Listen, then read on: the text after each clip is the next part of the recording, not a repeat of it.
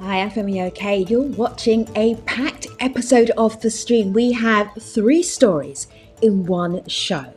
We'll be talking about Afghanistan and US troops leaving by January, politics in Peru, where can you believe that in a single week, Peru had 3 presidents, and a memorial that is under the Atlantic Ocean, memorializing enslaved Africans. More on that in just a little bit. So as you can see, there's a lot to talk about, a lot to get in. If you want to comment or talk to our guests, you will have to be quick on YouTube, but you know what to do.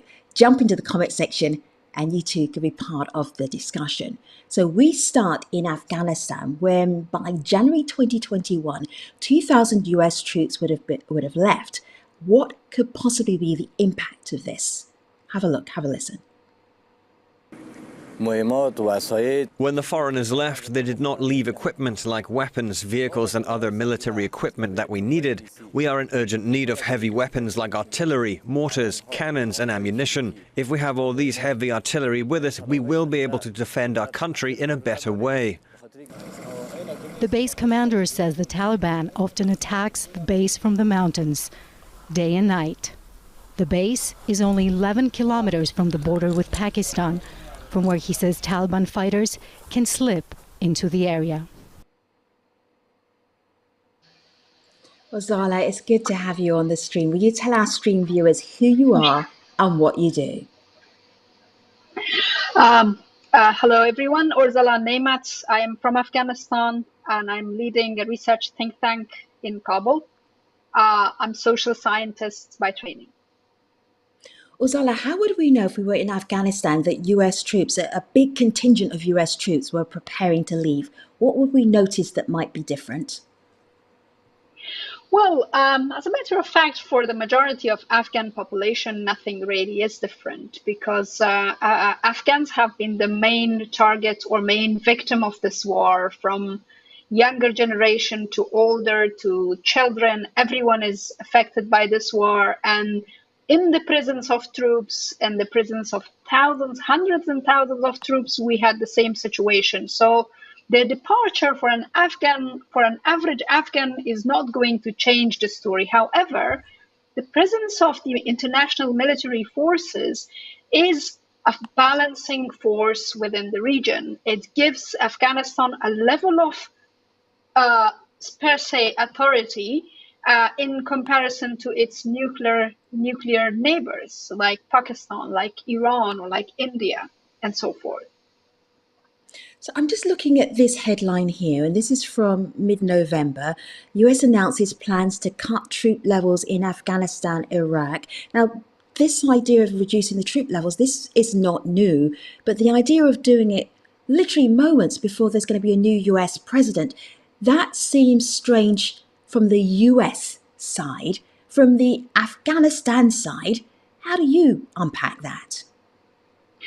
Well, the way we see it as Afghans is like this. The military intervention in Afghanistan in 2001 was related to the elections back then, to the US elections. The military withdrawal, particularly the US withdrawal from Afghanistan, is again 19 or 20 years on. It's again related to the American elections.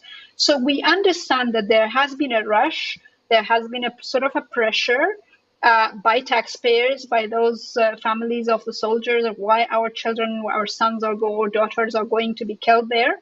And we understand that. But with such massive level of investment made on Afghanistan, to just pack and leave is not a responsible kind of arrangement and relations with a country. So we mostly advocate for a responsible withdrawal, where at least some basic arrangements could be in place, like the interview you have shown.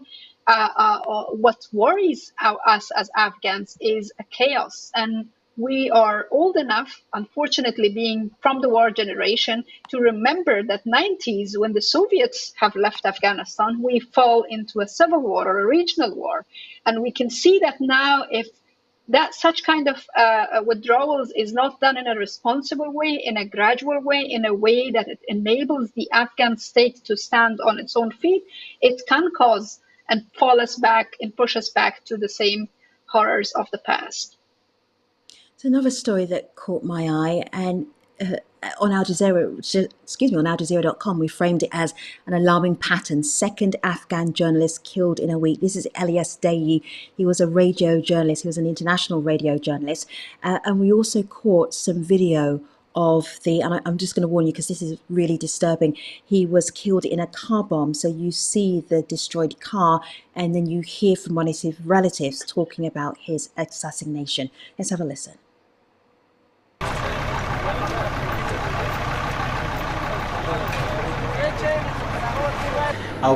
We tried to break the vehicle's door to get Dahi out of his car, and after trying for a while, we managed to get him out of the car. He was alive then. He died of his wounds when we took him to the emergency hospital. If you pay attention to news out of Afghanistan, you will see instances of violence like this all of the time. Is there an uptick, though, Ozala? Has something changed? Or is that something that you would expect to see, that journalists are being blown up?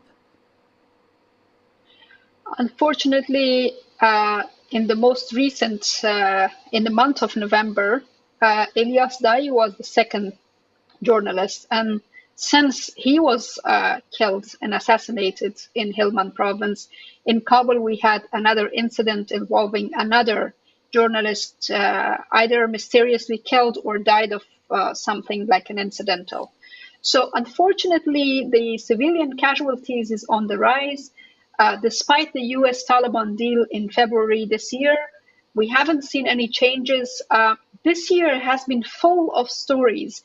Some of these stories are going viral, like this young Afghan student, similar to the journalist that you have mentioned, a young student in his early 20s, hardly, reminding everyone not to forget to smile despite all the challenges and problems that we are facing. And this young man lost his name was Mohammad Rahid. He lost his life in Kabul University attack. We have girls, we have a sister and brother who were sitting and having breakfast. They were not even out of their house, just sitting unaware of the world's ending for them in that moment. They were having breakfast in the morning, and they both graduates of university were unfortunately killed in a rocket attack. So violence is becoming part of everyday life in Afghanistan. There is a zero level trust in terms of, who is going to save you, who is going to protect you. There are assassinations targeting, young students. Journalists are the prime target. Civilians, and particularly, for example, the aid workers community, the religious scholars. So we see three forms of target attacks being organized lately against people who are active in the media, against religious scholars, because there is a fear of from moderate Islam that majority of Afghans are following it. And also there is fear of women's rights and human rights. And the human rights category is another one. A young and a very talented girl named Fatima Khalil lost her life in another magnetic IED attack a few months ago. She was just simply working as a human rights activist, as a human rights officer in the Commission of Human Rights. So when we see these kind of targets, sadly, these are all signs of things not changing in a good direction. We see more violence, despite the fact that everyone is rhetorically speaking about peace, but the realities are peace. The annual report from UNAMA, the UN, on civilian casualties is also highlighting that 31% of the casualties are comprising of children. 13 of women. So women and children are also not safe from this violence. And a violence that is very hard to me as an Afghan who was born in Afghanistan, lived most of my life as an Afghan in Afghanistan or as a refugee, war refugee.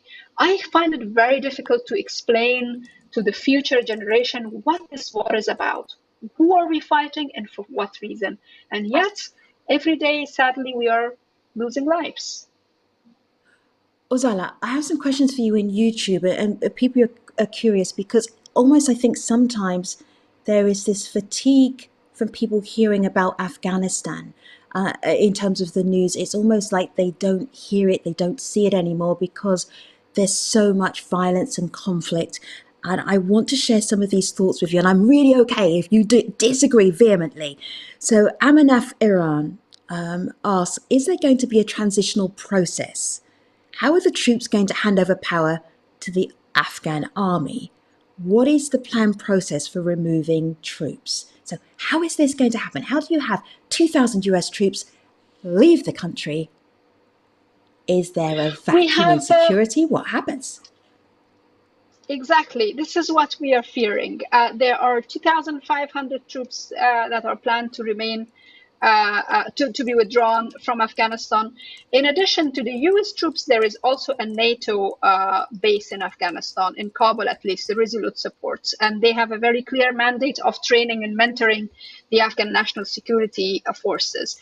But the NATO forces, the Resolute Support, which is also troops from different countries who have been allies of the US, if US troops withdraw, logistically and in terms of supplies, this particular base that is supporting, providing capacity building support to our military forces in Afghanistan, they will not be able to survive in the absence of the US troops. This is why we have seen the news that the General Secretary of NATO is inviting President-elect Joe Biden to NATO to collectively make a decision on how to arrange this exit. Unfortunately, the way media is portraying it, probably this was because of the election season in the United States, it is like troops withdrawal and that's it, zero boots on the ground. If you ask me as an Afghan, I am more than happy to actually hear that. If zero troops on the ground is going to end violence in my country, it's going to end suicide bombings, assassinations, raids, bombardments of civilians that is happening as well, why would I not celebrate it? I will be the first one to celebrate it. But the reality is way more complicated. And that is that we, as a weak state, are a prime victim of regional and global conflicts. Countries fight their wars over the lives of Afghans. Young and old are targeted, and we just desire and seek the assistance of people around the world to ask their governments to pay attention and to help us end this meaningless violence and conflict. There was something that you want to do, and this is almost the hardest question to ask you, Ozala, and this was, we could talk for an entire show about the terrible things that happen in Afghanistan, and we would never talk about the stories of joy and hope and everyday life that never they never get mentioned. So I have 2 minutes. I bet this will be the 2 minutes our audience will remember if you tell us the right story. What story do you want to tell us that takes us away from troops and transitions and violence and car bombs and tells us what it is like to live in Afghanistan when there is hope and joy? This is actually I was going to end with. There is violence, there is horror that we are experiencing, but let's remember something that a young martyr, Muhammad Rahid, has told us. In spite of all these challenges, let's not forget the smiling. And this is what our cricket players are giving us, a joy and a smile in our faces. We have the best cricket team in the world. Some of the best players are there, and they are literally like coming out of ashes. Afghanistan has a group of girls orchestra. Afghanistan is rising in the field of technology. We have young girls from Herat province, mostly working in the technology part, the robotic girls. There is a massive investment on issues. I love those girls. Yes, I would love to have them on the stream. Seen them. Oh my goodness, I hope you will have them one day. They are amazing, and they're working on programming. Great. So very simple. I would love to have them on. You're invited, girls. If you're watching, you're invited. Fantastic. I can't wait to see them on a stream giving that story. And their story on itself is giving this message to those who are still believing to use terrorism and violence as a weapon. You are wrong. Try to invest on, happiness. Try to invest on better things rather than killing people. Because look, we've been killed left and right. Our youngest are dying, but the classmates, the friends of those are not surrendering. So that's the story of Afghanistan now, and we hope to see it change. Well, Zala, thank you so much for talking to us about the US Afghanistan troop withdrawal, what life is like in Afghanistan, and some political analysis and some happiness all in the same time. We really appreciate you. Thank you very much indeed. Thanks for being on the stream today. My pleasure. So, My pleasure. Thank you.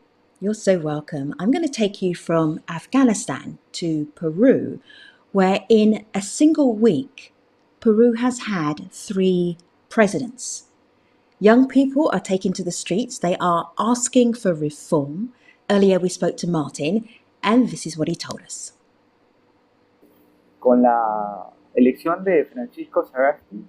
With the election of Francisco Sagasti as transitory president of Peru, young people expect total reforms. Returning to what came before does not seem to be an option for the bicentennial generation.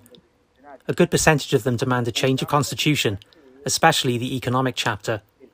They also suggest a police restructuring and, above all, a frontal and aggressive fight against corruption that has greatly harmed the country. Una reforma total dentro de la Policía Nacional del Perú. Hello, Pau. It's really good to have you on the stream. Welcome. Tell everybody who you are and what you do.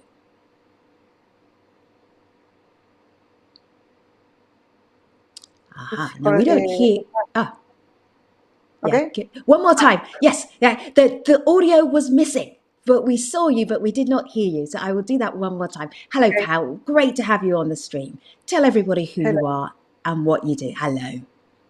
Hello, I am investigative journalist, and I'm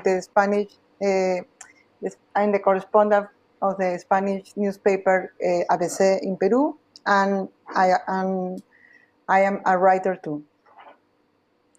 It's so good to have you. You have been doing your job so many years, and I am just wondering if you've ever seen like 3 presidents in a week. How would you explain that to the international community, to our stream viewers? What is going on in Peru right now? Well, it's really difficult to explain to international audience when you have so many very an economy very strong, but in politics never we saw so messed up. We have 3 presidents on a week, but since 2016 we have 4 presidents, because since Pedro Pablo Kuczynski became a president, we have 4 presidents, and the economy it was very strong. We have a lot of we don't have inflation, so for nobody can understand what happened in that country, that kind of country. So I think we have a big crack on 2017 when I think it's like a crack, no, a big crack, when the old regime and the new regime clash, because the leaders that always have control in the judiciary systems and the prosecutor's office doesn't have the power anymore, because lavajato is a massive case of bribe from Brazilian company called Odebrecht, exposed all the leaders, Keiko Fujimori, Alan Garcia, Pedro Pablo Kuczynski, and all the leaders that have the power to leave behind all the accusations hasn't the power anymore. So that crash opens a new Peru, because the young people doesn't expect nothing but a real fight against corruption. So the president, Martin Vizcarra, who was the successor of Kuczynski, smelled the moment and support all the work for to the Lavajato cases. When he do that, all the political that they were with him, they wants to sack from the power. That's Right. when all started. So Vizcarra Okay. has in the power 2 years and 8 months only. And when he was outed and lost an impeachment in Congress, the protest erupt in Lima, but erupt in all the country because the people recognize that they don't do because against the corruption. They recognize that they want to have the old regime to stay like that. When Vizcarra says he would not challenge the decision, but to be a president, the streets, the Peruvians took the streets to voice their anger. Pal, Yes. you're talking about the protesters on the street. I want to bring in a protester's voice into this conversation. And this protester was in Lima, in Peru. And he was talking about how this movement was started by the young people and it was invigorating older people. So this is what he said a couple of days ago. There is corruption in the government, in Congress and in the municipalities. That is why we march. We are going to insist that this great mobilisation that the youth started and which they've offered their lives for continues. And we municipal workers also demand a new constitution. So, Pal, I'm just going to wrap up with you because you sent us some beautiful pictures and I'm going to get you just very briefly to describe the pictures to me. Is that okay? So have a look here on my laptop. And okay, perfect. what's this? He's Pacha Camargo with a OAS officer yesterday. Pacha Camargo is the brother of Inti Camargo, who was killed by the policemen during the protests in Lima. He received like 11 bullets on his body, and yesterday they rebuilt all the scenes and how he died.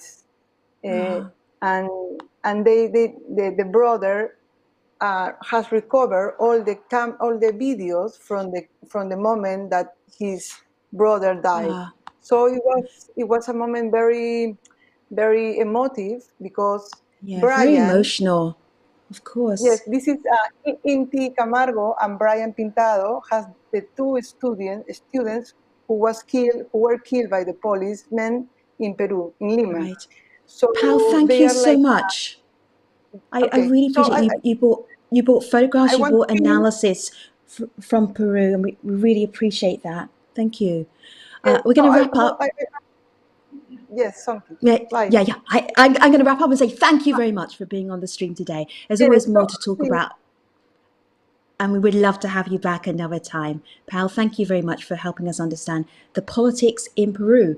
So we go from Peru to a virtual memorial underneath the Atlantic Sea. Well, that is the proposal. A group of academics were looking at the transatlantic slave trade and thinking, how do we memorialize enslaved Africans? This is what they told us. Enslaved African people experienced unimaginable conditions and extreme violence whilst aboard slave ships. This led to the death of more than 1.8 million Africans as they crossed the Atlantic Ocean. The dead and the dying were thrown overboard, cast into the ocean, with the Atlantic seabed becoming their final resting place. The Seabed Authority maintains maps of mineral resources and contracts, mining contracts. Our proposal is that these maps include virtual ribbons of the major slave trade routes to serve as an abiding reminder of past injustice and of our need to continue pursuit of justice. So this is the story. The group urges Atlantic seafloor to be labelled a memorial to slave trading Just going to scoot up here so you can see it. We will post this story and hopefully we'll be able to get a guest on about the story very soon. But that gives you an idea of what will be happening underneath the Atlantic Oceans on maps, so people really understand and appreciate where slave ships were actually, people were actually drowned and were taken on that Atlantic passage from Africa across towards the Americas. One more thing to do, and that is to remind you that Instagram Live happens Sunday through Wednesday at 20:30 GMT. Always a great conversation there, even more relaxed than on the stream, and it's always good to see you. That is today's episode of The Stream. Thanks for joining me. I'll see you next time.